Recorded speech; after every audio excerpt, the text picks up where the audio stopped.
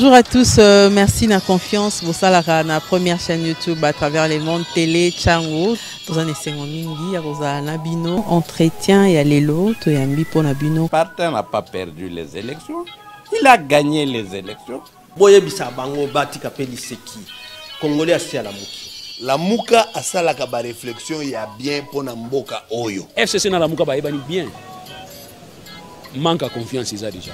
Il n'y a aucune coalition entre FCC et Nalamuka. Le fait que nous gardions jalousement les preuves que nous avons, c'est parce que nous avons un grand respect pour nos frères. Ensemble, est-ce qu'il y a une union sacrée? Le blocage au niveau de la CNI a un nom. Il s'appelle M. Félix Tshilombo. On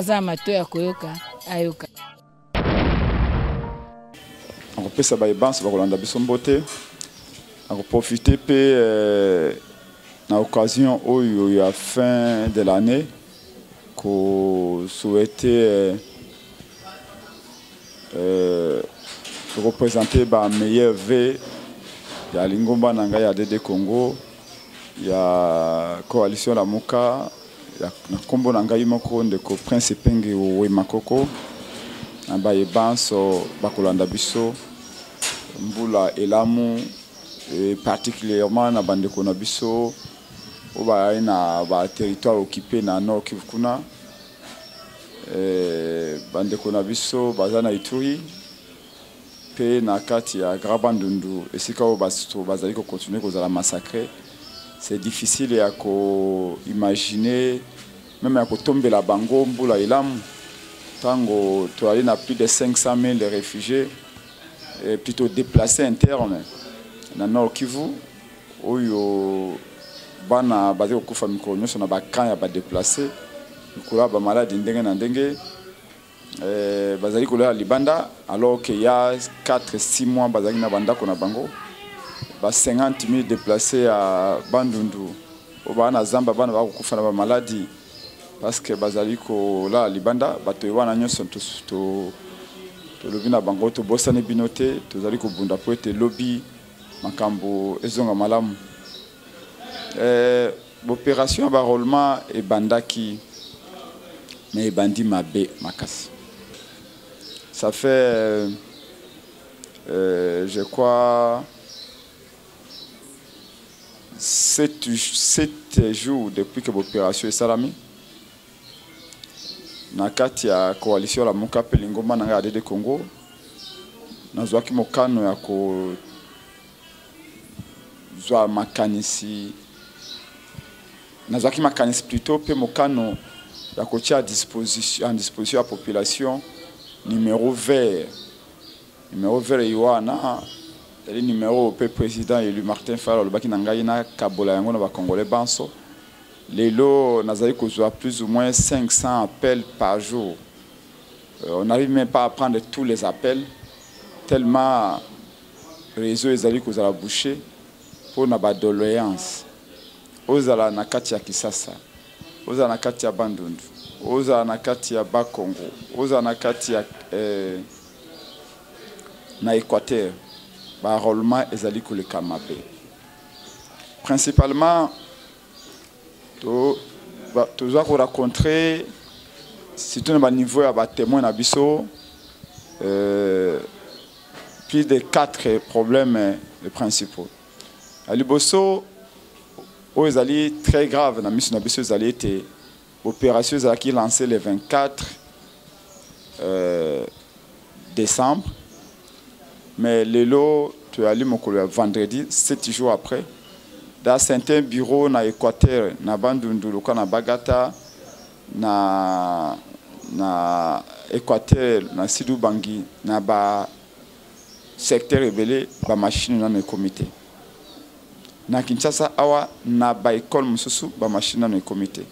Malheureusement na bosani ba document na mutuka kuna oyo premier rapport ya monitoring ya Lamuka PAD de Congo. Comment expliquer que 7 jours après ba bureau mususu ba kit électoraux kit d'enrôlement ya ba électeur dans le comité.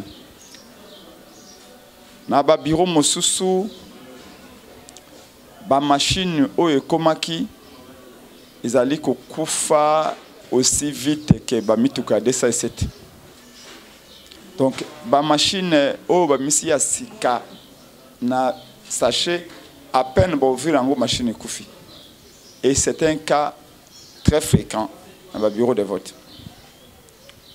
Dans le bureau de vote, les sérieux problèmes qui se posent, et c'est dans vraiment 3 bureaux, c'est 4, c'est qu'il n'y a qu'une seule machine, il n'y a qu'un seul kit électoral, kit d'enrôlement. Et puis, kit Moko, on a plus de 500 personnes ou 300 personnes basées qu'il y a par jour, par bureau, pour se faire enrôler. Donc, c'est très, très insuffisant. Encore, ce que je peux qualifier de problème majeur, vous allez Kolikanasikawa, centre et bureau d'enrôlement, et elle était bateau Bakobenga OPS, opérateur de saisie, basali tellement lent, basa tellement pour la majorité incompétent, que chaque bouton pour finango, il faut au moins 30 secondes. Donc, Azali, toi, na moi, toi, sous la lumière, mais Azali, ko luka ba bouton ya clavier ordinateur, le kola ko luka aiguille ou aiguille na zéro. Ce qui fait que pour chaque électeur, chaque quinois enrôlé, parce que toi na oba bengi première aire opérationnelle, chaque électeur oba enrôlé, ça a de 25 à 30 minutes. C'est très lent. Combiné ba problème en agnoso, ba opération ezali kolekana mabe makasi. Na ba projection ya monsieur Kadima. Aloba qui était, il a été enrôlé à Kinshasa par électeur et par kit d'enrôlement, 70 électeurs, 70 quinois par jour. On les a dit moyenne académique. À enrôler par jour, par machine, 70 quinois ou électeurs. Malheureusement, à Kinshasa, d'après numéro vert, il y a des Congo, autre personne qui a la population. Tout à l'heure, là, je vais encore le faire avec la radio Top Congo, parce qu'il y a des années la plus suivie de l'intérieur, Kinshasa. D'après le monitoring Nabiso, on dit à la Mouka, la commission électorale à l'interne et à la Mouka, tout le monde dit que, contrairement à ce que Kadim avait prévu, par jour et par kit d'enrôlement, on va enrôler à moyenne moins de 30 électeurs. Ce qui fait que les délais à un mois au cas de Mapesaki, pour enrôler tous les Quinois, toute la population de l'Équateur, du Bandouné du Bas-Congo, dans la première ère opérationnelle, les alliés impossibles à respecter.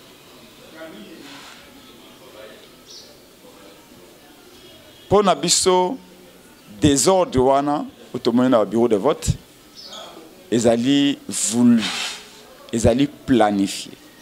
La logique consiste à créer beaucoup de tracasseries pour enrôler moins d'électeurs dans la province de Wana. Parce que ceux qui ont enrôlé moins d'électeurs dans la province de Kinshasa, le Bas-Congo, le Équateur, il y a une marge de manœuvre importante qui peut permettre à fabriquer des résultats. Parce que ceux qui tous les électeurs à Équateur, à Kinshasa, à Bas-Congo, à Bandounou vont s'enrôler et que le quoi doit surveiller l'opération en gros et que c'est difficile à inventer des chiffres. Alors il faut qu'on démobilise, il faut qu'on décourage les électeurs. Et ça n'a pas été belé babenga ina barombo, na Lingwala, na Ngaliema, na Kinseso, na Masina, na Kimaseke, na Limete, na Lemba, na Matete, na Ngaba, que bakei plus de 5 fois qu'on soit carte d'électeur basée en côté pour une raison où on a en amont. Ce qui veut dire que c'est une stratégie délibérée, il y a qu'à décourager les électeurs. Mais il y a un problème, mais peut-être que les gens prennent pour un fait divers. c'est l'ikambo, il y a délivrance, il y a carte d'électeur où la photo du détenteur de la carte est en noir et blanc. Comment expliquer que le salaire 3 cycles électoraux 2006, 2011, 2018. Le cycle la carte d'électeur est en couleur. Évidemment, parce que tu utilises un peu l'identité, document d'identité. La carte d'électeur permet de faire la transaction financière. 80% des Congolais n'ont pas de passeport. Donc, le document ce que vous voyagez lobby et que servir à l'identité jusqu'à preuve du contraire. Pour que nous avons une banque, une agence et tout ça, c'est cas d'électeur. Mais ce que juste au cours, par exemple, agence, il y a transfert de fonds au local, MoneyGram. C'est tellement compliqué que carte déjà en couleur, il vous complique parce que le visage est malamute. Maintenant, ça va congolais, carte est en noir et blanc. Na moni mwana mwasi moko ya kitoko boye na barumbu a telemisinga bi molobela peuple prince pengeta la carte ba pesinga na barumbu na Saint je crois Saint Robert abiso ko tali carte soko tali photo na ngai o tali carte photo na ngai na ya carte o tali longi na ngai ezali ngai te na bimi zombie effectivement o tali mwana mwasi kitoko ne longi boye oyo ko tala photo na ye na ya carte d'électeur. Comment on dirait et bembe, c'est pas normal. Et bah kawana na nango ibele na pareil batindelinga wapi na nsele na maluku batindelinga ina ngaba batindelinga ina selembao batu ba komona bilongi na bango na ba carte d'électeur eza bango te. Bon oh wana OK na banque et d'ailleurs on m'a dit déjà que certaines banques ont refusé même ces cartes là parce qu'ils disent qu'on peut pas donner l'argent na moto yo o elongi na eza na carte eza ko ressembler na été. Pour nous, nous avons carte noir et blanc en créant autant de problèmes. Et que ce n'est pas là un moyen de trafiquer les résultats lobby. Tout est possible. Parce que les élections précédentes, c'était des cartes en couleur. C'est une remarque que les gens prennent pour un fait divers, mais qui a toute son importance. Donc la commission électorale, il y a la Mouka, nous sommes en train de travailler. Nakati ADD Congo, également, hier, nous étions en réunion aux Alakiwana. Tout ça qui est missionné au lobby, tant qu'il y a un siège dans le Congo à venir de l'enseignement, parce que nous travaillons sur ça. Donc nous allons continuer à travailler sur ça. Et d'ici la semaine prochaine, tout ça a un communiqué officiel pour nous dévoiler la stratégie Kadima. Vous savez, on nous a dit ici que Kadima est expert électoral, Kadima a la plus grande expérience, il est compétent.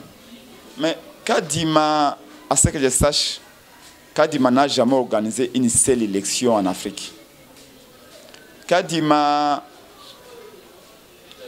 Azalaki, expert en matière de conflits électoraux en Afrique. Je dis bien expert en matière de résolution des conflits électoraux.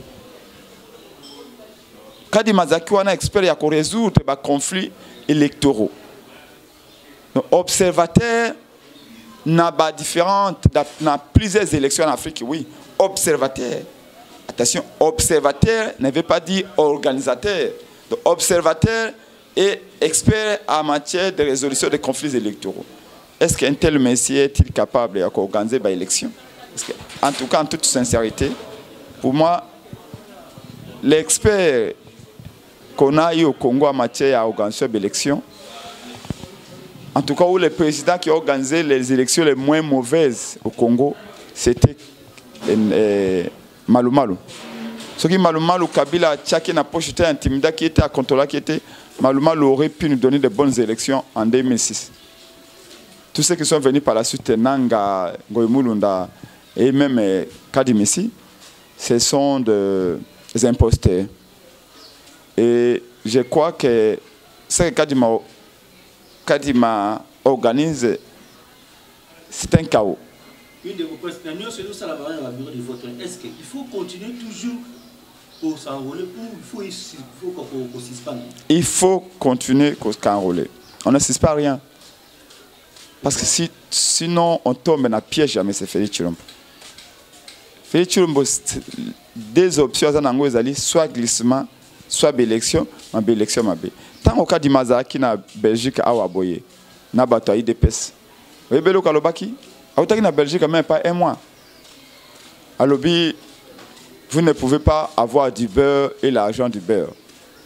En d'autres termes, bolingi na sala ba élection en respectant les délais constitutionnels mais bo exiger ngate na sala ba élection madame ceux qui bolingi na sala ba élection na délai constitutionnel et bien bon dit n'importe quelle élection.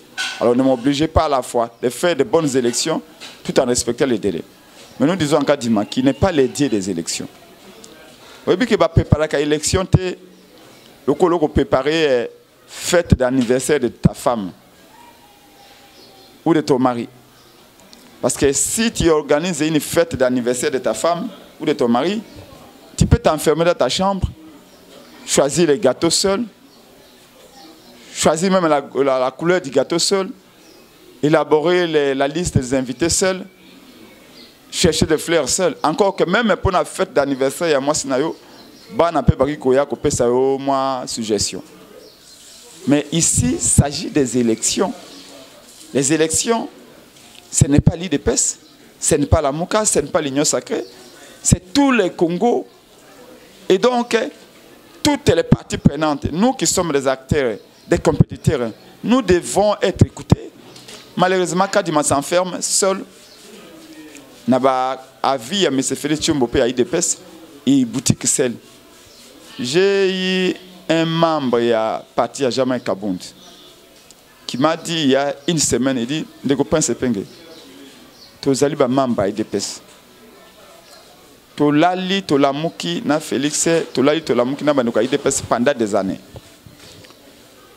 La plus grosse erreur que tu commettre dans l'IDPS et que l'erreur que Félix Tshilombo a commettre l'élo.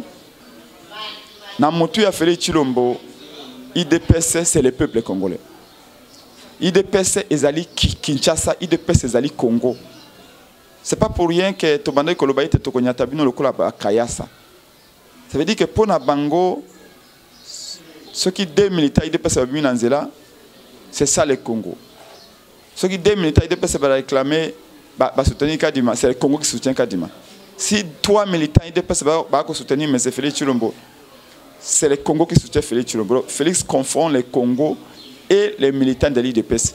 Il y a un moment dans le Parlement, ceux qui l'IDPS a bandit Koyemba Nzembo dans le Parlement, en plein congrès, il met à l'IDPS. Félix est très content, il a applaudir parce que lui, c'est l'IDPS, c'est le Congo. Mais Ngaye Pengen na kanisete eloko yiwane ezali vérité même à cause de la surprise à comprendre que l'IDPS ne représente pas le Congo. D'ailleurs, je vais donner un petit exemple. Peut-être ceux qui sont observateurs avertis comprennent qui concert y aller qui nabiso ou à ça comme musique qui toko héritier Watanabe. IDPS et Bengi héritier Watanabe n'a pas conseiller à la présidence. Babilo ko la fali a beti musique à tondisi stade plein. Yo fali à soutenir le régime te. Yo zali ko soutenir le régime. Il faut musicien à régime à beta concert à tondisi stade le ko la fali.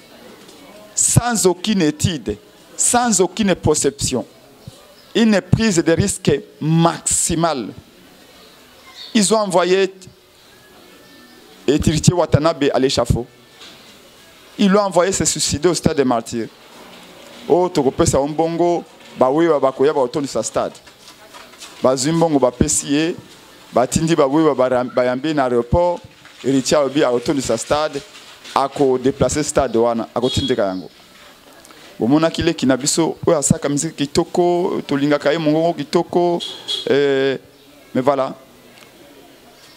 Un régime tribalisé jusqu'à la moelle épinière. Oh, il faut concurrencer Fali. Il faut que les musiciens, il y a Fati Béton, tout ça stade. Pour Fali, à qui Fati Béton, tu as un concert, il faut voir qu'il Fati Béton. Et voilà. Héritier accueilli à petit concert pour la pelouse, il y a le stade des martyrs. Bah, gradin pour tout, nous sommes vide. Et voilà, un jeune garçon qui jouait la musique, mais il va réduire à niveau de la tribu. Alors quand Héritier jouait la musique ici, il jouait pour tous les Kinois, pour tous les Congolais. De la même manière, Jibin Piana jouait la musique ici pour tous les Kinois, pour tous les Congolais. Mais ici, je n'ai pas dit cas d'héritier au bas. Il va tribaliser, il va réduire le niveau de IDPS, le niveau de Union Sacrée, le niveau de Fati Béton. Au point de pousser à kenda ko beta musique ne sika o ko beta te ko tia ye na esplanade à parler du peuple ko tika ye a beta musique na mamange bikuna mais batindi kaka po nini yo a musicien régime chilien gelou kende ko beta concurrencer fali. C'est comme ça que l'IDP se fait. On réduit la République à la tribu. On réduit la République à Fati Béton. Alors que ce n'est pas toute la tribu qui accepte cette fraude, cette incompétence. Donc, pour Nabiso, risque Oyo Kadima Zali Kozwa. Parce que Kadima même dit na Belgique, tant que Congolais à diaspora, nous sommes enquilés dans la question. Oh non, de toute façon, tu es bien que nous voulons battre. Non. Et Tiniwana, ils étaient respectables. Ils allaient Tinimoko, ils allaient battu à Maël et Belé. Batika Kotia et Tini Luba na Buzoba na Bango. Batika Kotia et Tini Luba na Makambetali pouvoir ya Kimoibi. Ngai Nazali Kassayen, Kimoibi et Salamaki. Beaucoup de Kassayen intelligents, compétents n'acceptent pas. Buzoba et Kosama la conseiller na présidence. Beaucoup de Kassayen n'acceptent pas.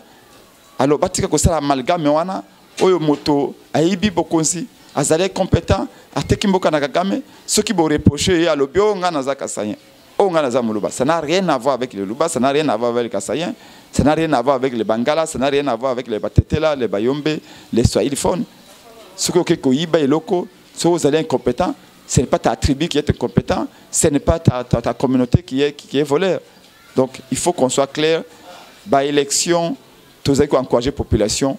Bakende se fait enrôler. La seule façon ya ko boya Kimoibi, ya ko arrêter fraude, ya ko encercler fraude des ali bato ban so bazo baka d'électeurs. On encourage les Congolais et Kinois bokende ko baka d'électeurs na bino. Mokolo ya vote tokolinga chaque bureau. Tokolinga chaque bureau. Nous avions déjà fait en 2018. Oui, bien en 2018, nanga linga ka tricher na machine. Mais il n'a pas pu parce qu'il y a une révolution. Les Congolais balinga qui bureau de vote. Je l'ai vécu moi-même à l'alimenté première quand un kabyliste qu'on dit d'ailleurs était burundais, ayaki na ba 23 heures na ba sac ya ba PV à l'obio azali observateur. Mon observateur ya élection, vous avez ko yana ba sac ya ba belé na butundeni ba jeune ba boko kotate. A intimider ba tona ba policier ba jeune ba biso ba policier bo meki to ko bunda. Tu vois? Donc en 2023 ceux qui sont jeunes, ils ont une carte, ils sont obligés à suivre le bureau. C'est comme ça que Bisso Lamuka, Bisso Adede Congo, on a président élu Martin Fayulu Tolobi, beaucoup de choses à carte, même 1000 fois Bozonga. La manœuvre est de mesures à décourager, mais ne vous découragez pas. Et vos cartes, parce qu'une carte d'électeur, c'est votre pouvoir. Le pouvoir de changer les choses. Chaque 5 ans, vous avez l'opportunité de décider qu'une seule fois. Quant à Bisso Lamuka, Monaki ndenge de signer qui communiquer na docteur Mukwege na Matata, il y aura beaucoup de surprises. Il faut ratisser large. Le Congo est grand, il exige de nous de la grandeur. On ne peut pas gagner ce pays seul. On peut gagner ce pays avec les autres, mais des gens qui sont intègres, des gens qui pour nous sont capables de ne pas regarder derrière comme les autres, mais d'aller de l'avant, poursuivre la teinte idéale Nabiso. La communauté aussi au président Fayulu aussi bien docteur Mukwemuna et Mona Matakapono va essayer par revoir composé à Séni. Pourtant président Fayulu a tenu pour s'envoler mardi. Est-ce que ils a contradiction? Ils allaient logique parce que attaque ndenge toko senga recomposition ya bureau ya Séni. Ce qui va recomposition ya bureau ya Séni ya ligne. Bureau ya Séni ya na 7 membres. Tolobi, pourquoi toloba ki ba politicien nyo so ba bima na bureau ya Séni. Et que bango balingi ba politicien ba bimate, ba maintenir ba politicien na bango. En ce moment-là, comme tu as 3 grandes plateformes politiques en Congo, la plateforme politique à Nyoso, côté dans le bureau à Seni. Voilà, les compositions. Tous les partis, toutes les parties prenantes, basées à représenter à bureau à Seni, comme ça, tous se surveiller réciproquement. FCC a surveillé l'Union Sacrée a surveillé la Mouka a surveillé l'Union Sacrée. C'est comme ça. La Mouka peut la représenter dans le bureau à Seni. C'est ça la recomposition pour nous. Et donc, attaque au recomposer le bureau à Seni. Toko bandela ba opération sauté. Toko améliorer yangonde. Yango monique te lobby, ce qui te lobby était to lo bana bato ba ke ne ko s'enrôler. Mais ce qui lobby ba lobi bo to longola kadima. Ba te président asika. Toko zongela rollement à zéro non. Toko évaluer à ba rollement, toko réorienter yango. Mais toko mettre yango en planté. Donc nous sommes logiques que c'est pas une contradiction. Président Kei ko zo carte d'électeur de wakolobaka moto alaksanzela bazako besimanaye alaksanzela na peuple a motiver peuple bazo baka d'électeur parce que dans notre stratégie ce qui peuple azu baka d'électeur belé to ko mettre bango en échec na stratégie de bango ya fraude mais ce qui peuple azu baka temoke le quoi peuple akendeke belete bakoloba ete peuple akendeke belé mais ba fabriquer baka te alokuta peut ba voter na place à peuple na banda ko na bango donc faut peuple azu baka électeur belé pratique la bango marge de fraude était mais na likambetali lobby est-ce que zali contradiction té na uti ko banoye té zali contradiction té parce que sok attaque de malongo lobby ata zali maintenir to kozongo l'opération à zéro té parce que quand il me pas zali mototé supposons les lots to lobby na bato bokene ko za bakate té to lobby to recomposer bureau mais quand il me pas ko kufa non azali moto non ako peut ko bela pas comme une capacité à ko ça ba élection to ko yo kanete to remplacer moto mususu soki kadi malelo akufi ou membre msusu ya bureau akufi ou membre msusu ya bureau à Beli ou membre msusu ya bureau a démissionné on va les remplacer et si on les remplace par un membre de la Mouka on va dire quoi que le quoi tozu moto na bureau à Seni to ça to bande l'opération à zéro to les opérations continuent mais nous demandons la recomposition to code ça va déléguer et opposition pe la Mouka na kati ya bureau à Seni tant de na kati ya bureau aseni soki to monete na processus ba faiblesse mso ezalaki obsto monaki libanda teta on ndo kota kité to corriger la faiblesse wana on ne reviendra pas au point zéro donc c'est pas une contradiction c'est logique nous restons toujours constants nous allons demander à la population de se faire enrôler mais nous disons en même temps que nous disons qu'il faut qu'on avance parce que nous sommes convaincus que tu gagner l'élection nous disons qu'il faut corriger le comme ça c'est pas une contradiction parce que Obi motambo na bango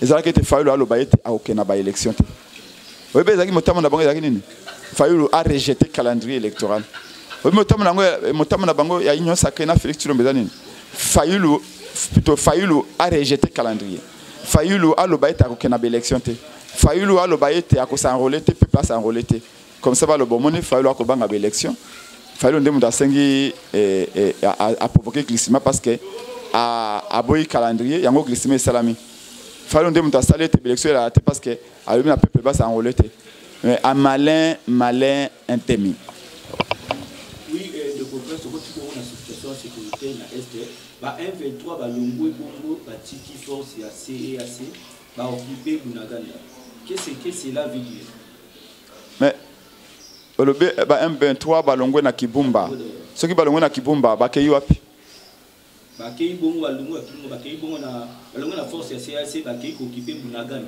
oui donc ba M23 balongwe na Kibumba ba musu bazongi kota Bunagana ba musu bakei na Runyonyi te omoni Runyonyi à côté ya ba ancien volcan et Kufa et tout ça est-ce que batinga ki ba côté à parc de Virunga bakei Runyonyi te ba musu bazongi Bunagana ba musu baza toujours zinga à Kibumba peuple nabiso et le quoi exigeait qu'ils allaient être M23 soka longwe à se retirer na ba agglomération na azonga Rwanda azonga Uganda esika ba utaki esika oyo Félix akendako atindaki délégation ba signé ba accord le 28 novembre 2019 pour à intégrer bango na armée na la police et na gouvernement alors même qu'ils n'occupaient même pas encore 1 centimètre ya territoire nabiso malheureusement deko makameke kana no Kivu ezalokola un dîner des cons et le véritable con dans cette affaire c'est le peuple. Félix Tshisekedi joue double G Non seulement que c'est à cause de ces accords secrets avec Kagame Nde Batouana Bakoti Namboka Nabiso, parce que pour lui, à tout prix, il fallait que ça Kagame plaisir. Kagame Asunga qui a comme président. Il ne pouvait pas refuser. Mais aussi, accord na bango ya pour parler à Luanda pe à Nairobi, ils allaient consacration à trahison ya mboka pa Félix Tshisekedi. Force ya EAC na armée à M23, groupes armés à M23 ou groupe terroriste à M23. Différence c'est nini? Kolongola M23 na Kibumba. Peut qu'on remplace bango na armée ougandaise, armée burundaise, armée tanzanienne. C'est pareil. C'est un peu comme déshabiller Saint-Pierre pour habiller Saint-Paul. Nana lobaki na biso était M23 à côté na Bunagana grâce à appui il y a corridor oyo armée ougandaise etikla kibango. Zalim Bosso président de l'Assemblée nationale. Qui ne sait pas que le Rwanda et l'Ouganda, quand il s'agit de piller le Congo, bango surtout bazako même diapason. Qui ne sait pas? Comment M. Félix Tshilombo na Équateur, puis devant na Équateur, kolobana bango te nazane sengo ya koyebisa bino ete M23 ezali kolongwa déjà na ese longo na Kibumba.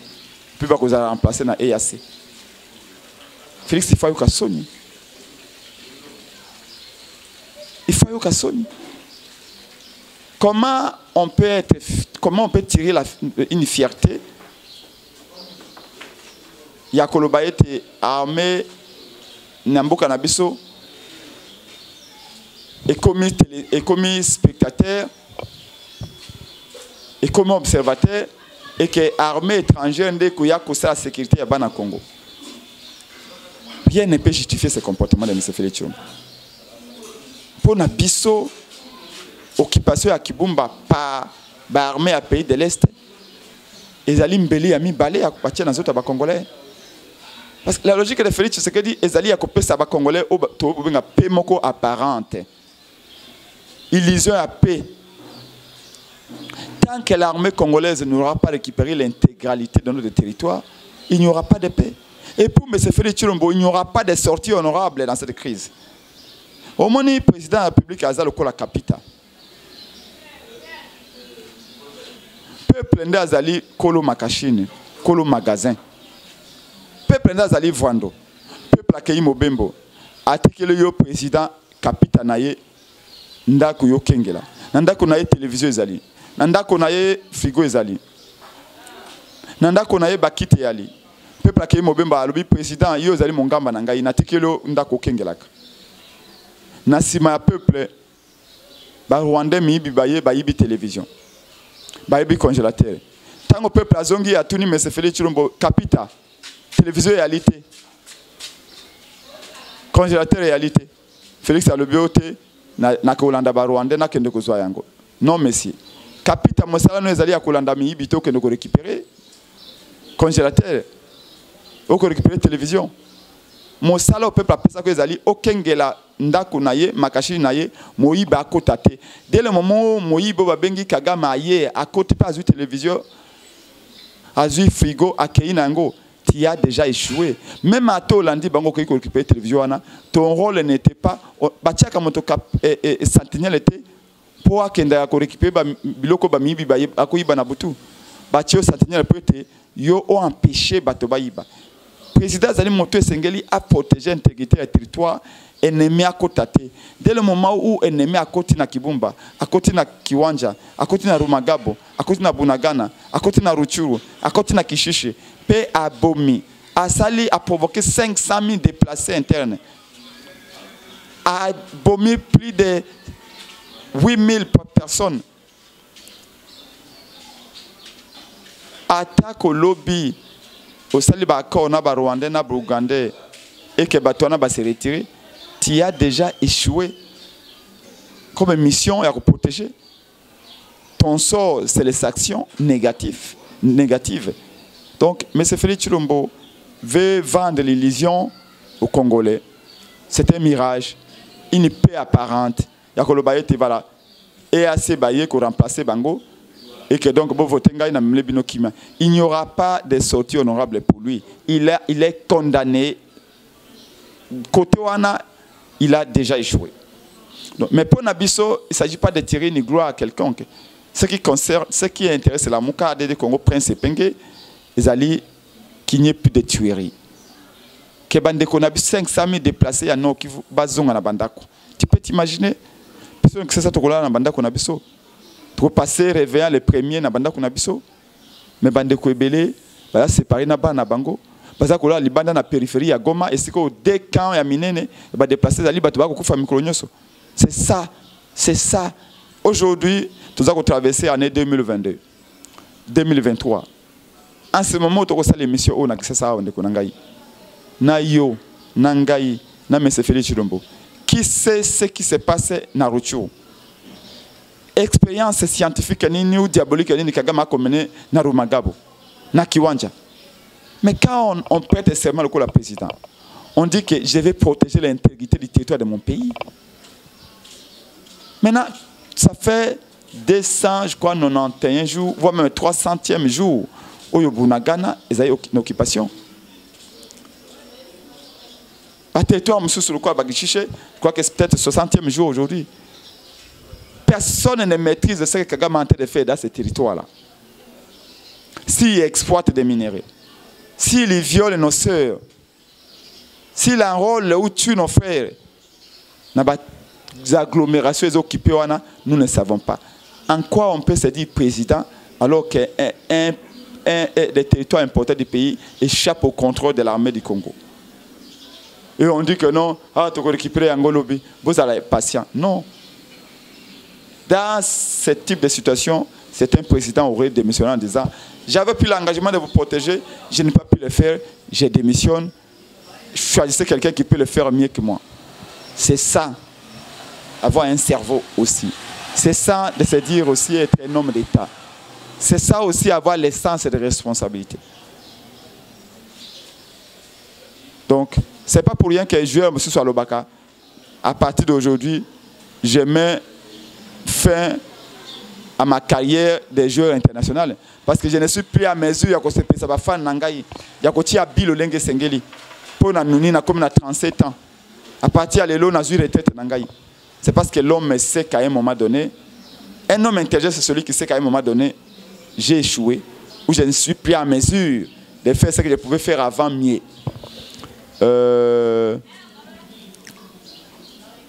Hollandi sous a communiqué au de ça qui n'a 3 leaders, le président Martin Fayulu, le prix Nobel de la paix, Dr Mkwege et Matata.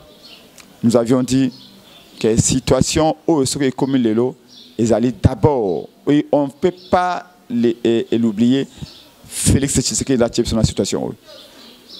Parce que Cardinal Mosengo avait dit à Félix Tshisekedi, il fallait féliciter les vrais vainqueurs des élections.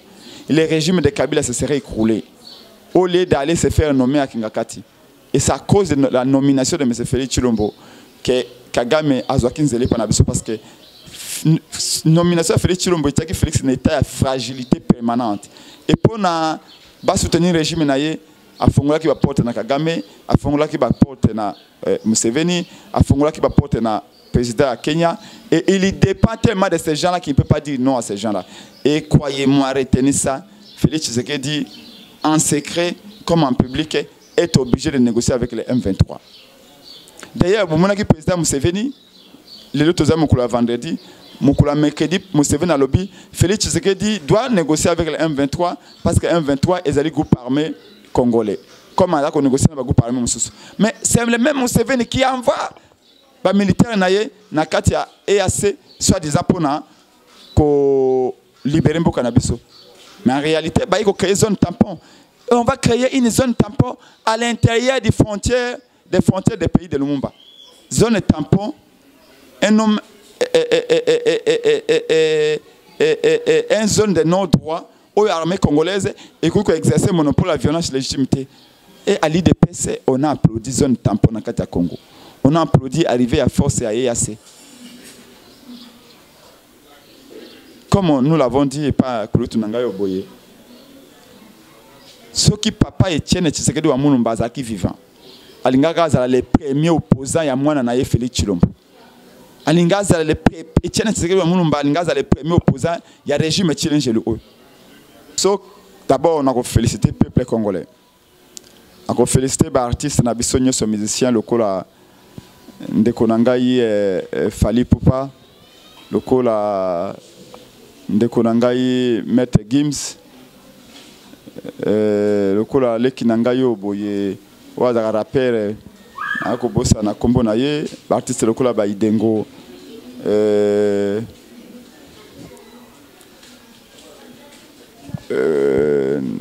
kulutu na ngai Koffi Olomide. Enfin pour na Koffi Olomide vaut mieux tard que jamais. Au moins il a pris son courage, parce que si les imbéciles ne changent pas, de comprendre que la nation c'est notre bien le plus précieux. Valeur tokozala na yango même libanda mboka ezali valeur d'abord konga kopesa biso. Lelo soki tozali respecter libanda mboka te, ezali po Congo ekomi poubelle d'Afrique. Congo ekomi un cimetière d'Afrique. Nouvelle outre na Congo ezali toujours nouvelle ya mawa. Ya ba réfugiés, ba déplacés. Il y a des catastrophes naturelles, ou alors il y a des conflits armés, il y a l'exploitation de minerais. À part ça, il y a comme société. Mais le lot, tolingi to sauver mboka oyo pour to pesa mboko dignité. Mon kolombo yo ke bonga, même na libanda, même na misala auto sa libanda ba ko respecter biso. C'est comme ça. Tozali o mboka na biso ezali. Je répète, tozali o mboka na biso ezali. Respect ba kopesa biso libanda ya mboka ezali proportionnel na état ya mboka na biso ezali. Et ça il faut qu'on le médite et pour qu'on le comprenne. Et ça nous doit nous donner cette obligation de nous battre avec nos moyens. Et c'est notre disponibilité pour te mboka na biso tozwa ba konzi ya malamu. J'insiste ba konzi ya malamu. Toza ba fanatique te. Ce qui régime ma notification les ezali levé c'est à cause de la pression populaire. Je l'ai dit à toute objectivité, c'est à cause du gouvernement, à cause de la pression populaire. Opinion publique européenne, opinion publique française, américaine, bah, chef d'État français, américain, britannique et tout ça, ce qui va mon peuple et mboka moko boza ko marché ba bangaka. Si tout le temps ba moni ke na Congo ba population ba vandi ko marché na ko simba photo ya Poutine, ba bi Congo est une importance géostratégique et géopolitique moko sans commune mesure en Afrique. Ceux qui sont congolais, sont frustrés. Comme ils en ont marre des massacres, ils ont un terreau fertile pour la Poutine. Bamoni banda mbanda ka babimi nanzela. Bamoni bana ya Katanga babimi nanzela. Bana ya Kikwiti, bana ya Kindu, bana ya Goma, bana ya Bunya babimi, bana ya Kisangani babimi, bana ya Kisasa babimi, bana ya Matadi babimi. Na loja kuna babimi balobi oyo ba ko sala oyo na Congo mobulu ba moni ba catholique o mona ki biso mokolo wana na ba catholique to ko bima na ba évêque babimi na nzela ba moni ba artiste musicien na to ta comme babimi alobi non situation est normalité on a de perdre le Congo. Alors régime à notification to longolango yango ba longolango ba avo na peuple congolais comme quoi quand un peuple est uni rien ne peut lui résister.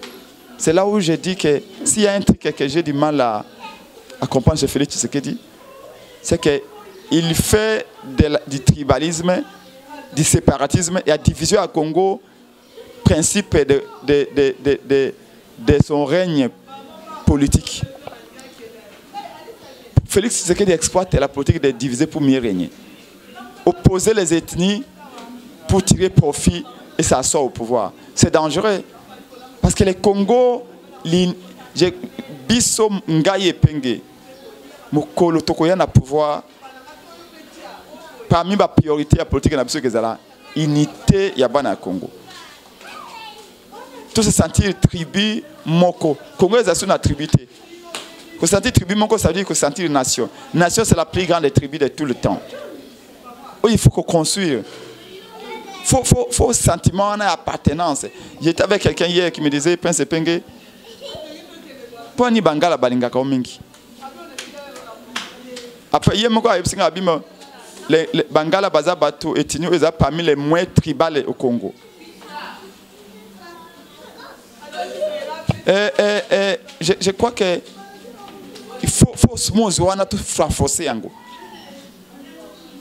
On a le baga, mukoto construit mboka oyo banzela bisika nyoso. Ok, mentalité ba quinois. Parce que tant que tu damanga te biso ba quinois, to tuna gato wazana ni mungala, wazana muluba, wazana mutetela, wazana muyanzi, o muyaka, o mubembe, o muswahili kuna, o mutu ya pweto te. Esprit quinois wana ya to tiena sani to za kolia, to ko dame, on se préoccupe pas de oh nazu mwana mwasi na yebate ke oyo aza ikolonini. Non. Na masa nanga otoko mena mwema kopo na yebate aze kolonini. Non. Masa nanga aza no ditwa na yebate aze kolonini. Non. Esprit qui la photo véhicule partout. Malheureusement banzele ezalité un qui n'a pas comme na katanga il faut à 60 ans. Un qui n'a pas comme akende manyema akufaka comme manyema te. Un qui n'a pas kende Kivu Goma et comme il rêve. Il faut priorité wana kofongola banzele ezali kofongola pe mitu. Kotambusa qui esprit wana pour to koma bomoko parce que bomoko ezali une force. Na avenir ya humanité il faut tous à la souder et le quoi valeur nango na tout comprendre nango na ba match au salaire pour na likamotali guerre. Donc si il y a quelque chose que guerre peut memi le coup l'avantage parce que ils allaient à te comprendre que tous allez unis à jamais. Mais ceux qui sont sincères avec nous-mêmes, ils allaient régime à notification et empêcher de gagner Bitumba.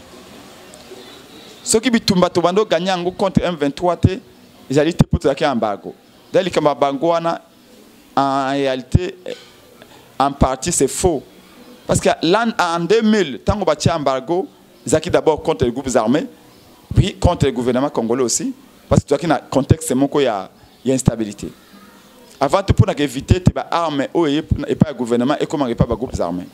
Maintenant, on a 2008. Il faut changer le régime de la notification. Le régime de la notification, c'est pour le gouvernement congolais. C'est pour les fournisseurs en armes. Les fournisseurs en gouvernement congolais en armes. Il signale les Nations Unies type d'armes dans Congo. Parce qu'à l'époque, on a des armes pas le gouvernement. Mais les mêmes armes, on a quelques temps pas comme pas groupes armés parce que les généraux belé, bazaki ba sponsor ya groupes armés. Donc l'intention au départ était bonne, mais après il y a comme contre-productif pour le Congo. Mais après le régime a évolué, il y a 5 types d'armes. 5 types d'armes.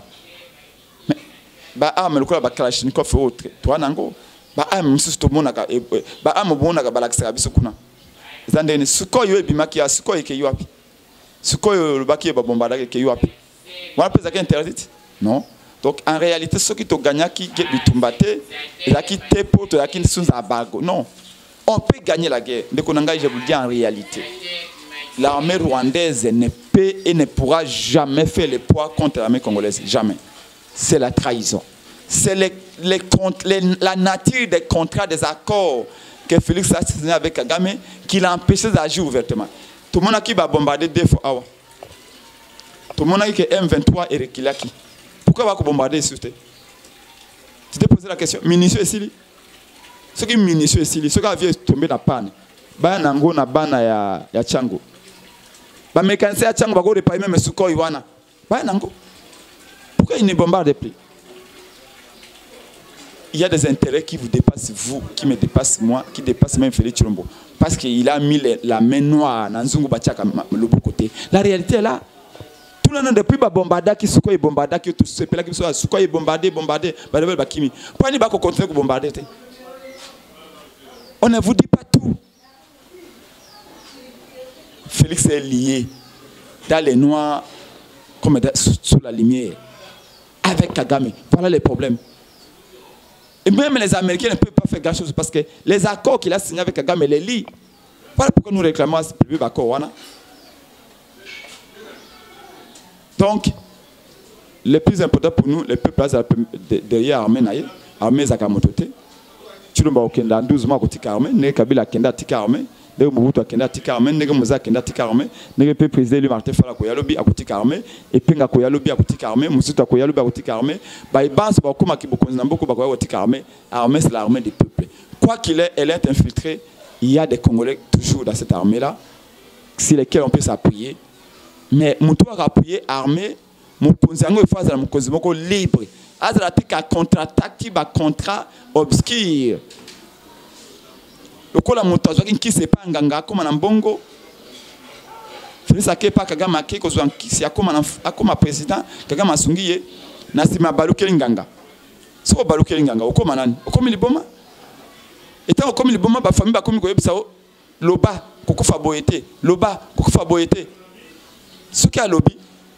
abiki angangaza bakotubela bakosambela mpona ye akobika mais soki alobi te pas que soni famille bayete alobaki takopesa mwana na nkisi yewana alobaki ete akopesa mokongo na nkisi yewana epa nganga moto akende kosaba accord secret na Kagame ezali Félix po akolinga kotubela te nyonso alobaki yango kongo ya ndefekite lelo mokola kotubela te bande konanga bolimbisa ngai mpona kozwa bokonzi oboye nasaki sacrifice nalakaki Kagame mabele nalakaki Kagame parc de Virunga nalakaki ete na ko intégrer M23 na gouvernement na armée puis na la police alakaki Kagame ete na pona tourisme ya Rwanda ekola na kopesa yo bapaka Virunga armée rwandaise ya kapena Congo koluka ba FDLR alobaki na Kagame ete na kopesa yo aéroport à Goma ekoma principal terminal rwandais soki atubeli makambo yo wana nyoso te biso to kozala en difficulté c'est comme ça que Kagame dit que Félix respecte les accords qu'on dialogue mais on dialogue c'est quoi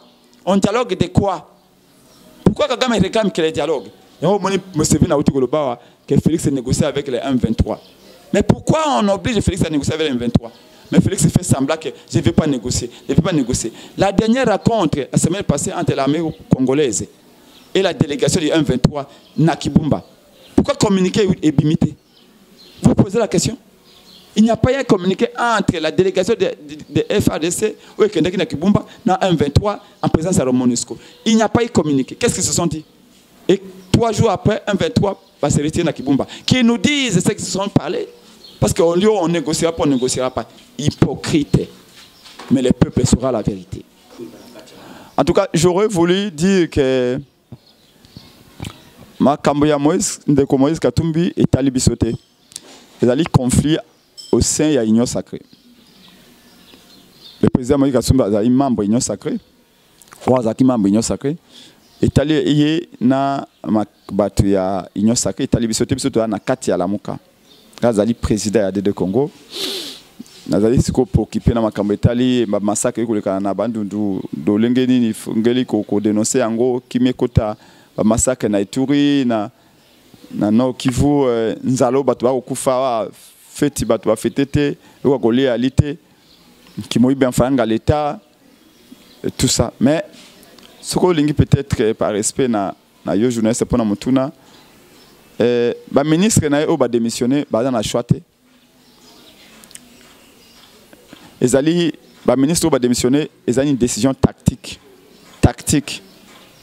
pour ceux qui batika na gouvernement de toute façon ba ko benga na bango kaka parce que l'idée na bango bayaki si base ya poids ya l'idée na bango Moïse Katumbi okola Moïse Katumbi a retiré poids na ye na kati Union sacrée le motoko la ba ministre wana le quoi ministre transport le quoi ministre provincial wana ba ko même na Félix nini pour na Félix ba poste wana vo me apesa bango apesa wana bato mususu ba ko soutenir yo ba na poids ça dit que il sengele qui va se retirer parce que ceux qui batika na gouvernement ba ko perdre confiance à Moïse Katumbi mais ceux qui batika na gouvernement peut Félix a regarder bango te parce que ba sous na poite corona bango asa bimi déjà na prochain remaniement Félix a ko benga na bango donc au lieu à perdre confiance pas Moïse Katumbi puis à perdre des postes sur 3 semaines ou 1 mois après, va préférer se retirer tactiquement.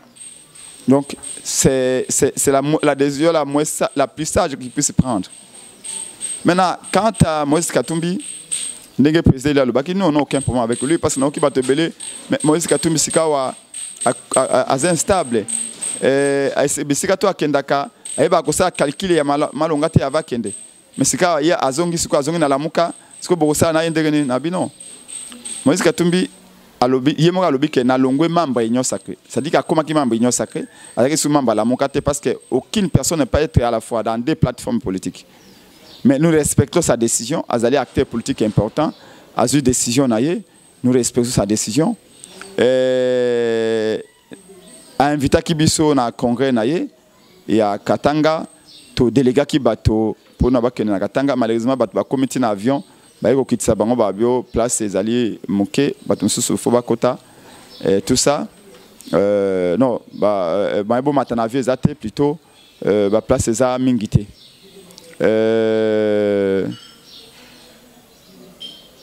alors avant kota union sacrée prince pingi na sala marche pour na ko benga ba leader tu ya la muka bo ke na union sacrée Félix asali union sacrée kaka pona intérêt ya ye et puis union sacrée ezali te ke o ripti na kabila union sacrée ezali juste ka pona ba sangisa ba intérêt na bango na kabila et comme intérêt moko union sacrée ba keka pona ko kabla ba poste ndeko Moïse Katumbi alobaki ete akeke des frères na ye Félix Tshisekedi akoki ko sala opposition contre Félix Tshisekedi te la kendeki. Bon, maintenant, il y a mon cas que l'Union sacrée, ils ont qui bien falanga, ils ont poste et compétences dans Kati et le comment côté Zali, il y a malonga, il y a se retirer. Maintenant, les gens me posent la question, mais nous mais ce cas dans la muka pour yambaye, atika ina ko formuler demande te à cause dans la muka. Tant qu'on formuler demande wana, c'est un acteur politique important que nous respectons. Nous allons étudier les cas. Vous savez, le Congo, comme je l'ai dit, le Congo est grand. Il exige de nous de la grandeur, comme disaient nos prédécesseurs. Ces pays-là, pour nous construire le Congo, il ne faut pas qu'à cause de la présidente de la République. Hein? Il y a 1000 façons de servir le Congo. Nous avons notre champion qui s'appelle le président Martin Fayulu. Il a gagné l'élection, mais a exercé le pouvoir. Ce qui Martin Fayulu a exercé le pouvoir, le peuple a confiance, mais a échoué. Donc, mais le peuple a exercé le pouvoir. La logique voudrait que Moutou ait exercé le pouvoir et qu'il a gagné l'élection, tout peut être sous chance d'exercer réellement le pouvoir. Et qu'il y a 5 ans, ce qui a 5 ans, il y a donc nous avons notre finisseur numéro 9, Nabiso Martin Fayulu. Nous osons espérer que les autres peuvent venir dire voilà, mettons-nous ensemble, aidons-les à gouverner.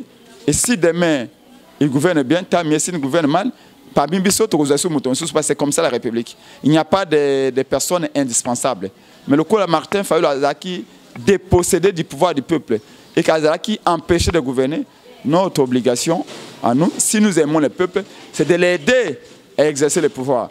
Comment voulez-vous qu'on puisse chercher quelqu'un d'autre alors que Moutoua Mankakababu, Ronaldo Azawana, Messi Azawana, mais nous voulons le chercher un remplaçant. À moins que Messi Aboukana, ok, Messi n'a Aboukanité, à moins que Messi Azakobela, ok, Fayulu non habilité, Azaliwana, au contraire, il consacre toute son énergie pour défendre l'intérêt du peuple. Quant à Moïse Katumbi, nous souhaitons bonne chance. C'est un acteur politique important. J'espère qu'il va répandre le combat du peuple. Parce que moi, je suis sûr que dans la Mouka, plutôt dans l'Union Sacrée, et très le peuple est quitté. Moi, en tout cas, je peux souhaiter qu'il répande le combat du peuple. Au tout ça, comme mené dans la Mouka. Parce que tout ça, toujours ici, à Tika Kibiso. Quand on a assez à.